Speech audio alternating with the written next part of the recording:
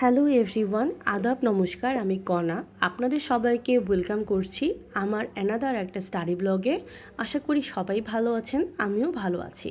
আজকে শুক্রবার আর আজকে সারাদিন আমি কম বেশি ব্যস্ত থাকব, কেননা সারা সপ্তাহের কাজ আমি জমা করে রাখি শুক্রবারের জন্য। তাই সকালবেলায় ঘুম থেকে উঠেছি যেন সকালের টাইমটায় একটা ভালো পড়াশোনা হয়। সকাল 7টা থেকে টানা 12টা পর্যন্ত আমি পড়াশোনা করেছি, আর এই টাইমটাতে আমি কোনো ফোন হাতে ধরিনি। সকালবেলায় ঘুম থেকে উঠলে অনেক পড়াশোনা হয়, আর যে পড়াশোনাটা হয় সেটা অনেকটা প্রোডাক্টিভ।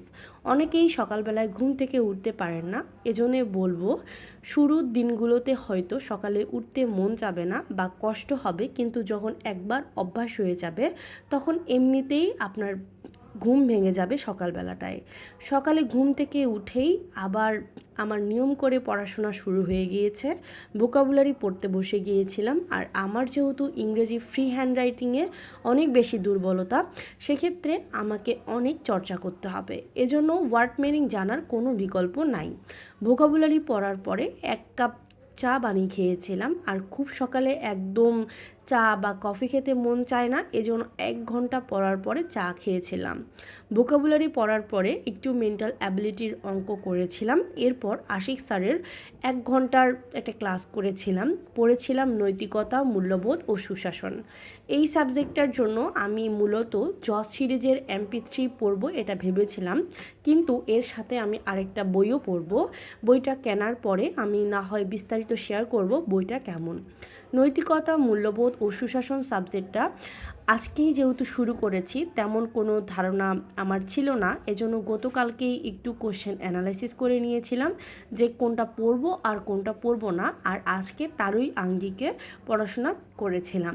আজকাল আমার বয়সী অনেক মানুষই হতাশায় ভোগে, ডিপ্রেশনে থাকার দরুন পড়াশোনা করতে পারে না। আমাকে অনেকেই প্রশ্ন করেন যে কিভাবে আপনি মনোযোগ ধরে রাখেন। এটার উত্তরে যদি আমি বলি, আমার হাতে এটাই লাস্ট অপশন।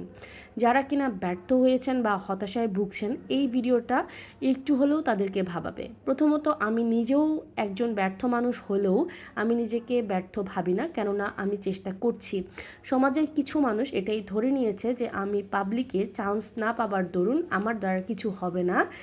এখন যখন একটা প্রাইভেট ইউনিভার্সিটিতে পড়ছি, তখন অনেক মানুষের কথা, প্রাইভেট বিশ্ববিদ্যালয়ে যারা পড়াশোনা করে তাদের কোনো মেধা নেই, প্রাইভেটে পড়ে কী করবা, তোমার তো কোনো ভালো ভবিষ্যৎ নাই, তেমন কোনো ভালো চাকরি তোমার হবে না, হুদাই এসব চাকরির প্রস্তুতি নিচ্ছ। আরও বেশি কষ্টদায়ক হয় যখন পরিবারের মানুষজন তোমাকে ছোট করবে, তোমাকে নিয়ে সমালোচনা করবে, তোমার প্রতি ভরসা রাখবে না।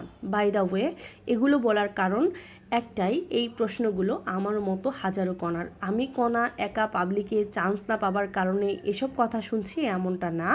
এই যে ছোট করার ব্যাপারটায় আমাকে হেয় করা হয়, আমি যদিও বা এগুলো কানে নেই না, তাও কিছু সময়ের জন্য খারাপ লাগে। আমি বলতে চাচ্ছি, ভাই এসব আজাইরা মানুষের কথায় কোনো ভ্যালু দেবেন না, জীবনে এদেরকে স্থানও দেওয়া যাবে না। আর কে কি আমাকে ছোট করলো, আমাকে ইউটিউবে ভিডিও করার জন্য কে আমাকে বাজে কথা শোনালো, বা এগুলো আসলে আমি একদম পাত্তা দেই না। এখন শুধু ধৈর্যের পরীক্ষা, আর এই ধৈর্যের পরীক্ষায় আমি নিজেকে ব্যর্থতার খাতায় দেখতে চাই না। একটা গল্প শোনাই। এক ভাই নামি দামি পাবলিক বিশ্ববিদ্যালয়ে পড়াশোনা করে হাই সিজি পেয়েছে গণিত বিভাগ থেকে, অথচ 2020 সালে শেষ হওয়া অনার্স দাদাটা এখনও বেকার। অথচ নর্থ সাউথ থেকে পড়ুয়া এক আপু 44তম BCSে প্রশাসন ক্যাডারে সুপারিশপ্রাপ্ত হয়েছে। আমি নিজেকে নর্থ সাউথে পড়ুয়া আপুর সাথে তুলনা কখনোই করছি না, আমি শুধু এতটুকুই বলতে চাচ্ছি, আপু যদি পারে আমি কেন পারবো না। আমি সর্বদাই বিশ্বাস করি I can do everything if I want. একবার তো চেষ্টা করেই দেখি না হয়। আর আমার মতো যারা বিশ্ববিদ্যালয় নিয়ে হতাশায় ভোগেন, আমি প্লিজ বলবো যে আপনারা সেখান থেকে বেরিয়ে আসুন। আপনারা পড়াশোনা করেন, পড়ার টেবিলে নিজেকে সময় দেন, দেখবেন টুডে অর টুমরো অবশ্যই ভালো কিছু হবে।